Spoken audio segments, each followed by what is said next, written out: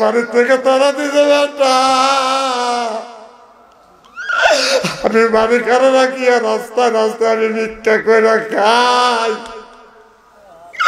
বেটা আমি কষ্ট করে তোমাকে মানুষ করছি বাবা জন্ম নাই সেই মায়ের বেটা মা আমার বেটাকে আমি কষ্ট করে মানুষ করছি 5% জায়গার মধ্যে 4% জায়গা বিক্রি করিয়া বিদেশ পাঠাইছি এই বেটা আমার ভাত কাপড় দেয় না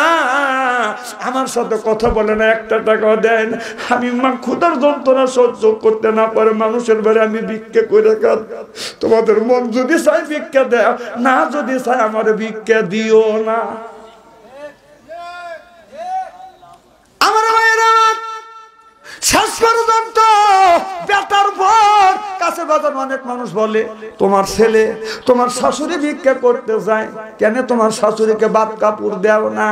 এবার বেটার বউ ওই বুড়ি মার চুল পারে ধরে ধরে মারে কেন তুমি ভিক্ষা করতে চাও মানুষ আমাকে ধিক্কার দেয় বলে মারে আমাকে মারিস না এ মা তুই আমাকে মারিস না তুই আমাকে ভাত কাপড় দে আমি কারুর বাড়ি ভিক্ষা করতে যাবো না কয় তোকে ভাত কাপড় দেওয়ার চাইতে তোকে বাদ দেওয়ার চাইতে কুত্তক বাদ দেবো মা শাশুড়ি কান্দে আর বলে বৌমা আমারে তুই মানিস না গো মা এমন মারা মারে বুড়া মানুষ বাদন সহ্য করতে পারে না এই বেটার বোর হাতে মার খাওয়ার চাইতে এই বুড়া মানুষ চিন্তা করতেছে আমি আর এই বাড়িতে থাকবো না আমি বেটার কথা কয়েন মার কথা জিজ্ঞেস করে না 6 বছর পরে যখন ছেলে বাজান আপনার বিমানবন্দরে আসছে বাস দিয়া যখন আপনার বাস স্ট্যান্ডে যখন আসছে ছেলেটা বাসের থেকে নেমেছে ওটা মা বাজান চিনতে পারে না ছেলেটা বাজান মোটা হয়ে গেছে এরপরে মা এসে বলতেছে বেটারে দে বাবা ভিক্ষা দে মা বুড়ো মানুষ চোখে দেখে না বাবা রে আজ কতদিন ধরে খাই না ও বাবা ভালো মন্দ খাই না তুমি আমাকে ভিক্ষা দাও ছেলে মার মুখের দিকে তাকাইয়া দেখে আমার মা বুড়ো হয়ে গেছে ছেলে বলে কে গো মা তুমি বলে বেটা তুমি কি আমার আব্দুল লতিফ হ্যাঁ মা আমি তোমার আব্দুল লতিফ তোমার এই অবস্থা কেন বলে বেটা রে তুমি বল নাই আমার খবরে না ওঠাই বেটা তোমার বউ বাবারে মারতে রে বাড়ি থেকে তারা দিতে বেটা আমি বাড়ি খানে রাখি আর রাস্তায় রাস্তায় আমি ভিক্ষা করে খাই বেটা আমি কষ্ট করে তোমাকে মানুষ করছি বাবা জন্ম নাই সেই মায়ের বেটা বোঝে বাবা যার দুনিয়ায় নাই তার কলিজা আঘাত লাগবে চোখে যদি পানি আসে ওই লোকটার চোখে পানি আসবে এই ছেলেটা অমনি মাকে জড়া ধরেছে মা সন্তানকে বাদন 2টা গালি দিছে আপনার বাস স্ট্যান্ডের মধ্যে বাদন শত শত মানুষ জমা হয়ে গেছে এবার সব মানুষ বলছে কেন তুমি কান্দো বুড়ি মা বলে বেটা রে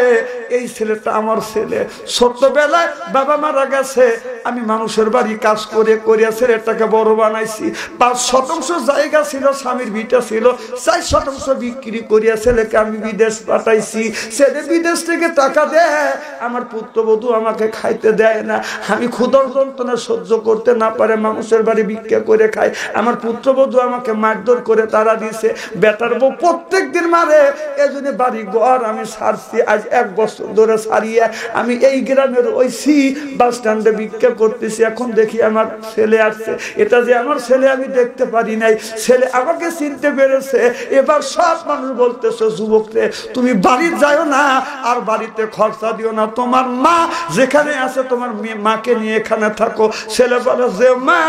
আমার জন্য অন্য স্বামী কবুল করে নাই কষ্ট করছে আমার মা ভিক্ষা করবে আমি যুবক এটা চাই না আমি বেঁচে থাকতে মা ভিক্ষা করবে আমি সন্তান আমার মরা বল মার হাত ধরে পা ধরে কান্দে বলে মারে আমি জানি না মা